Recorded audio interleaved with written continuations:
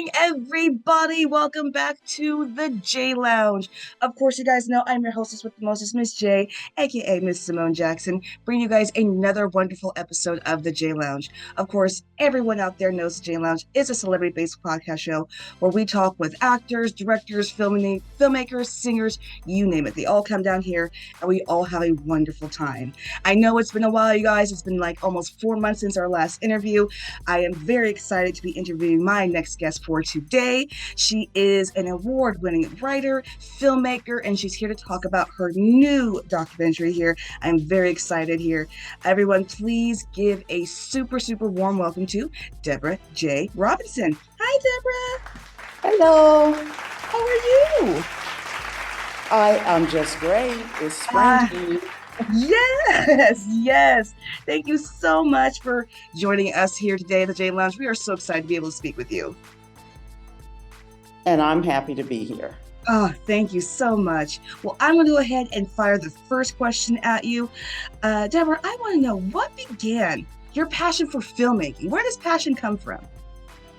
I think the passion for filmmaking came out of just a need of self-expression. I thought I would be doing theater, but I discovered in college that I really didn't care to direct theater. And when I happened upon filmmaking, I went to film school. What really started a real passion was independent filmmaking, because I wasn't aware of that until I went to film school. And when I saw people out there doing whatever they wanted, as far as the independent is concerned, that did it for me. Yes, absolutely. And I love independent filmmaking. I love indie films. So I'm glad that you were able to gravitate towards that, because that to me is the foundation, the backbone of the film industry. Can't really start anywhere without these small independent films to really, put your foot in the water, if you want to, so to speak. You know what I mean? So I love that. Going on to the next question, can you name 3 people who influenced your career and why? That's a really difficult question, because I feel like people are always influencing me one way or another. For instance, Toni Morrison, when I read her writing, I feel, I guess, enthusiastic. I feel like I want to do creative things like she does with her writing now. Mhm. I can't say that I can name very many people that write like Toni Morrison, but it influences me towards always wanting to get better. Okay. I remember I was influenced by Gordon Parks because he did more than one thing. He wrote, he made films, he did photography, he played piano. And I like, oh, that's a Renaissance person. And I would say that influenced me as well. So, I ended up writing a book of short stories. I do crafts and things. And so that's that Renaissance part. But I think on and on, whenever I see someone and they're doing something that they're obviously passionate about, they're doing it really well, I'm influenced by that. I love that. That is beautiful. You're right. It's really hard to pinpoint, who influenced us when you're influenced by everybody. It could be any little thing, it could be that passion, determination, resilience, any of it. So that I completely understand. But I do like your choices regardless. Going on to the number 3 question. As a filmmaker, what stories are you interested in bringing to the forefront? I say there's a lot of different stories, but the thing I always stick with and I want to continue doing are stories about Black women. I don't feel like we really, there are a lot more now, but still we just scratched the surface as far as Black women. So that's what I lean into, because I never feel like my story is totally Yeah. told, okay? And it keeps growing. So, and I see other Black women out there. I see the elders, and I like, so many people have done so many things. And I'm interested in the ordinary life of people, the not necessarily the heroic people. I think you're heroic every day living through life. And so it's really Black women that interest me. Yes, I agree. I feel like we just scratched the surface on Black women and their stories. People need to realize we are, multi-dimensional, multi-layered. We're complex. We're not, just one noted. There's so many sides, so many stories for Black women that haven't been told yet. And you're right. It definitely needs to be told. We are definitely shedding a little light, but that light needs to be brighter and it needs to be wider and it needs to get all sorts of different Black women stories to be told on the filmmaking. So I agree with that. I really do. Going on to your next question, can you tell my J Lounge audience about your latest documentary, the Kiss Grandma Goodbye, and what made you want to create this documentary? Okay, now actually, Kiss Grandmama Goodbye is a narrative film, Oh, and this film is restored. Okay, the screening that was at BAM on April 24th, it featured my restored films, I Beat 'em Ben Was Is, and Kiss Grandmama Goodbye. I did Kiss Grandmama Goodbye.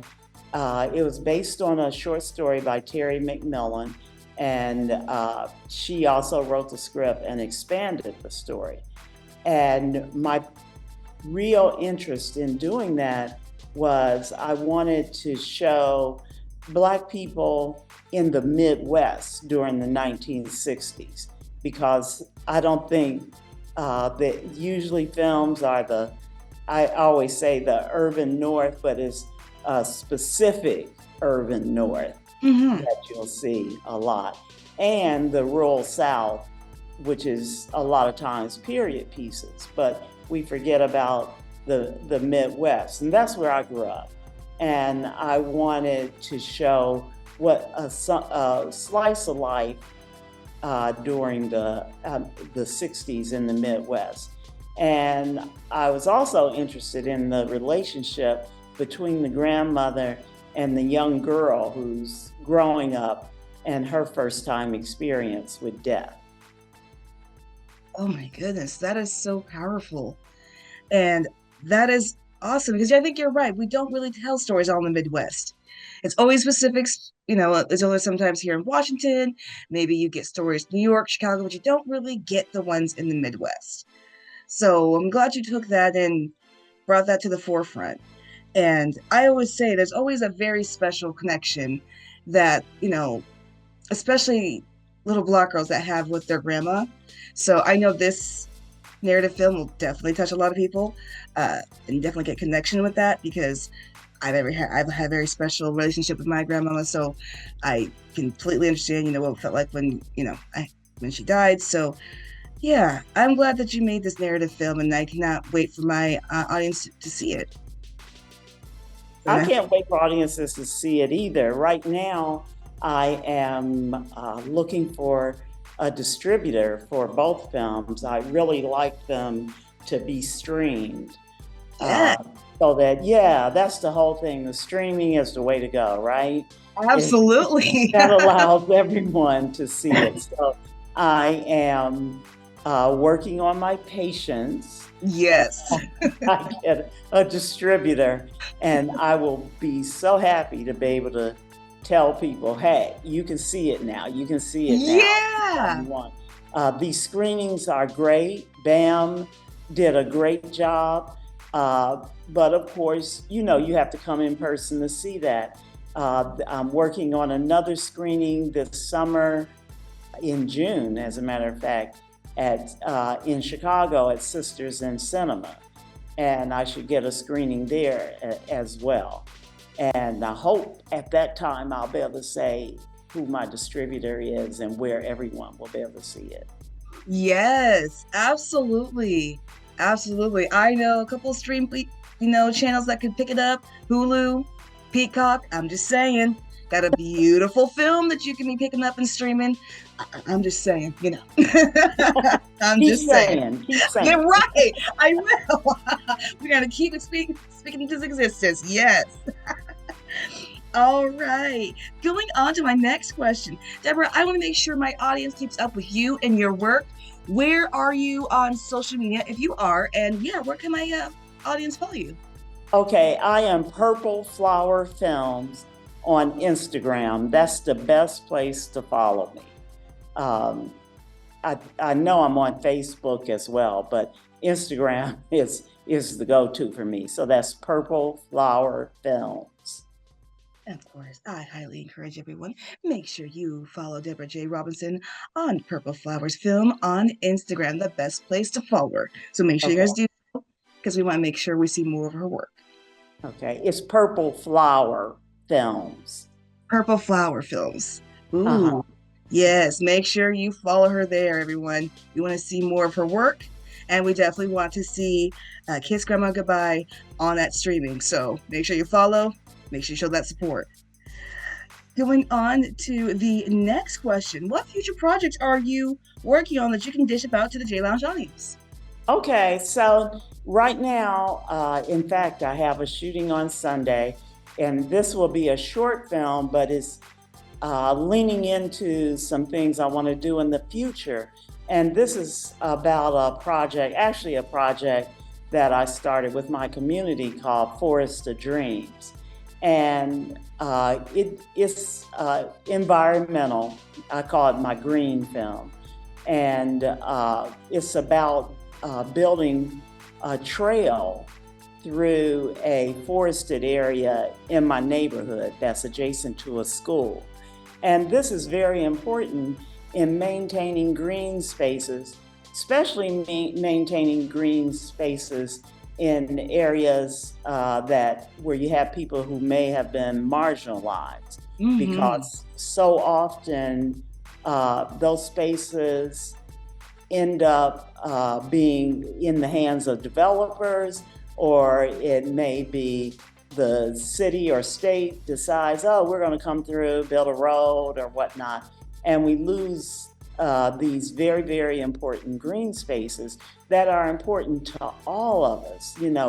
It doesn't affect just one group of people, but the tendency is to lose them in certain areas. So I worked with my community and the Boy Scouts, and we built trails through this forested area that's next to the school, and the school will be able to use it.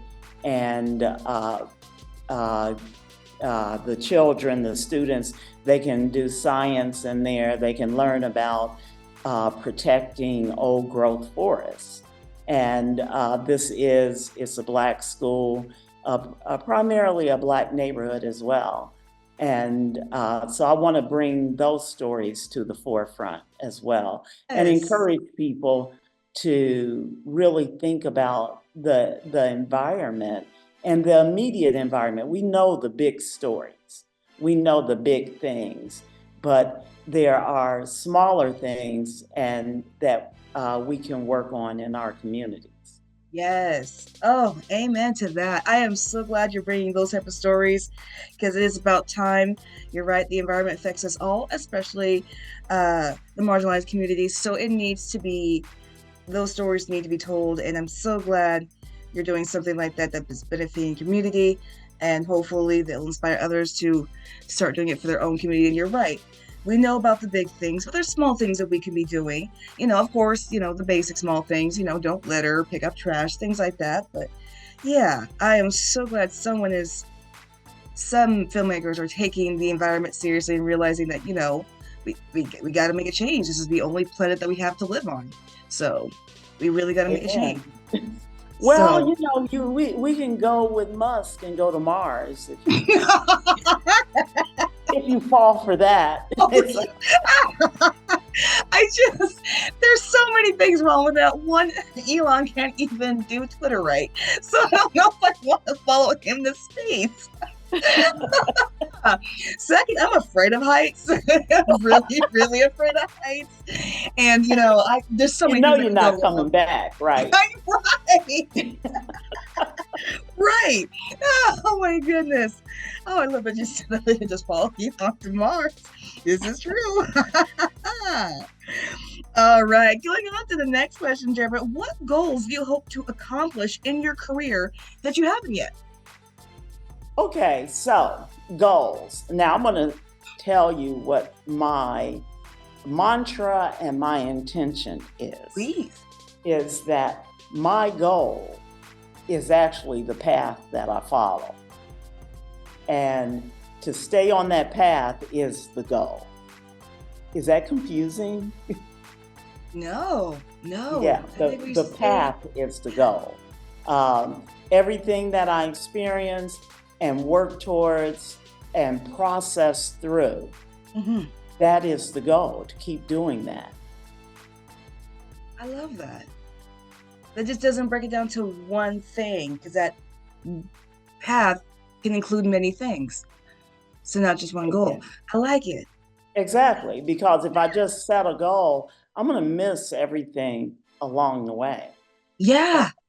And it takes a lot to process and learn and uh, really be able to attend to yourself and be present every day. It Mhm. really takes a lot to do that. Um, Even doing this interview, it's like I gotta not look out I'm in a school, so I'm looking out a window. It's like, no, be here in the interview. Okay, this is very important to me. So be here in the interview and don't worry about, what's for lunch. That's so me. Which I is a worry I have a lot. Me too. No, me too. Dinner too. And breakfast. I think about food 24/7. So that's a whole worry for me 24/7. Yeah, Um, but I understand what you're saying though. The goal is to stay on the path. Because if I exactly. stay on the path, I'll be able to reach everything that I want to reach without missing anything. Exactly. You got it. You Oh. got it fast. Sometimes I end up in an hour conversation. Ah, I love that. Not that I don't mind, but ooh, I'm so glad you got that fast. Okay, that makes a lot of sense, and I think that's a better goal than to just breaking it down into one thing. I like that. I like that a lot. I might have to steal that. I like that a lot. I want my Take goal it, spread it around. to stay on the path because that's better. That makes a whole lot of sense. Oh my goodness, I love that. I'm so glad I talked to you today. That's great. That is absolutely awesome. That just changed my whole perspective right here. Um, going on to the next question, Deborah. I want to know what's been the most proudest moment of your career. I think it's when I shot Kiss Grandmama Goodbye. And this just occurred to me when I was reading your questions because I hadn't seen the film in a while. I saw it again when we restored it. And in the film are my parents, who are deceased now, my aunt, youngest aunt, who's also deceased, and my best friend growing up is in the film. And they all worked on the film because I know my best friend's daughter and her children are in the film as well. And her older daughter worked on it. My father actually built a contraption for a shot I wanted to mount the camera. And I think that when I look at it, I think that means so much to me that I was able for my parents to see that, see me at work, and for them to be part of it, behind the scenes and in front of the camera. I was looking at it with a friend of mine we've been friends many years, and he had Mhm. never seen the film, and he came to BAM to see it, and I was sitting there with him, and I could say, "That's my aunt, that's my dad, and he was like, "Really, really," because hadn't met him or anything, and I was like, "That's my house, that's my parents' house in Ohio." I could show all of that, and I realized, oh my God, you've documented part of your life is in this film. And so I think I could say that right now is my proudest moment. That is beautiful. That is amazing. That's also a goal of mine too, I think, is to see, my mom seeing what I do, seeing what I'm passionate about. That's there's no other better moment than that. It is just a really, a beautiful moment when you're doing something you love and your parents there, you're making them proud, and it's just an incredible feeling. So I'm glad you were able to experience that, Deborah. That's beautiful. That really Yeah. is. And I didn't think about it at the time when I was doing it. I didn't even think about that. And now I look back and I'm like, oh wow. Yeah, yeah. Your parents were able to see you and doing your job, doing what you're passionate about, doing what you love, and being able to experience that. That's incredible. Not a lot of people get to experience that. So I'm so glad you were able to have that experience because that's amazing. It really Yeah. is. And they were able to be part of it, you know. Exactly. That's even Yeah. better. That's even better. Uh, Going on, I just got two more questions here for you. Going on to the next question, Deborah. What's been some of the most difficult moments of your career? I think the difficult moments, well, it's two things. If you're a filmmaker, one of the difficult moments is always finding funding. Yep. Uh, that that is uh, still a bewildering thing for me. Who wants to pay for this? Who wants to pay for this? In fact, I do have another film that nobody paid for it, and I had to do is what I could out of pocket, a one-man band type of thing. It's called Black Women on the Spectrum, about Black women with autism, and I was like, I can't believe I'm not getting any funding for this because this is a unique film. This Yeah. subject matter, and it can happen like that. And so uh, you carry through. You go through it anyway. But Hmm. that was difficult. And I think the other thing is uh, really accepting where you are in your career, um, because at times, that goal thing, it's like, I'm going to Hmm. be this, I'm going to be here. And then you're not there, or you're in a different spot. And I had to get over that. That's part of developing the path is to go, because I had to get over that. And that is more than just a career, it's satisfaction with oneself. And so uh, once I started being satisfied with me and liking what I do, no matter what level it's on, that really helped. But that was a difficult moment to pass through. Yeah, absolutely. And yes, that I know for a filmmaker, I've interviewed many, many filmmakers.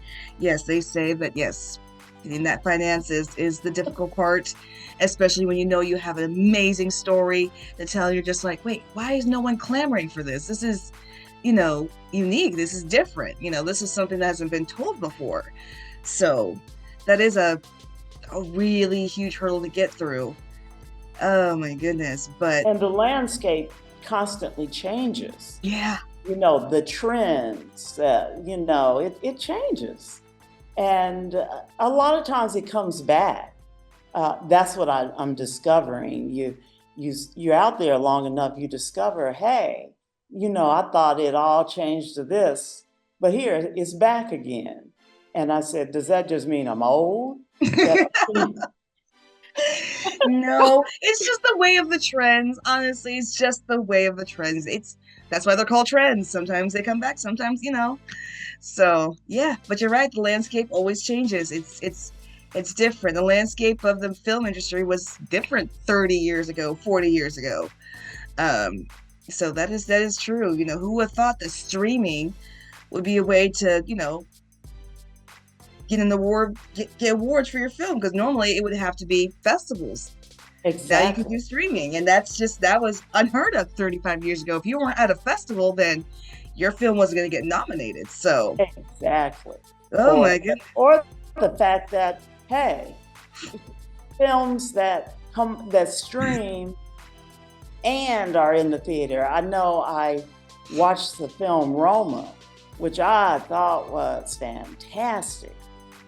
I wasn't in the theater though. I was at home watching Yeah, it. yeah, And I'm like, this is really, this is different. Even what we're doing now, interview, okay, we're streaming this.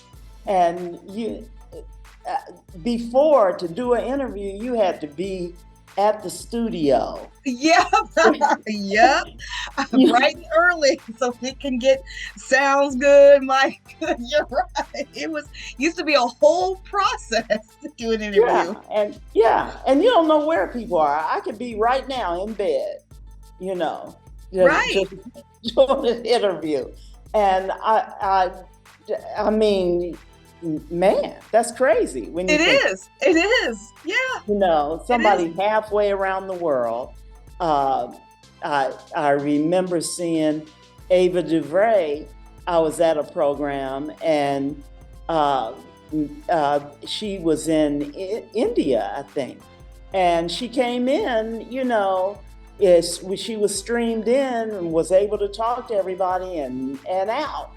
And I'm like, we have to catch our breath. That's absolutely amazing. It That is. we do that, and we take it for granted. We Uh, sometimes do. We do. yeah, but Yeah. you know, and and to also realize we're on Zoom right now. Mm-hmm. It took the pandemic for this thing to blow up. I know, because this has been around for a while. Yeah. It's been around, but nobody was really doing this. And Right. and then here comes the pandemic. Every Tuesday night, I was online with my family because we don't live in the same places, visiting. Okay, during the pandemic, Right. we don't talk to each other that much right now, and we can go see each other. It's amazing. It is. We've come a long way. We've Yeah. certainly come a long way. Oh, all right. All right, Deborah, going on to the last question here. What advice would you have for aspiring filmmakers who are hoping to have a successful career like you? Okay, I'm gonna take them past me. Number one, stick with it. Okay.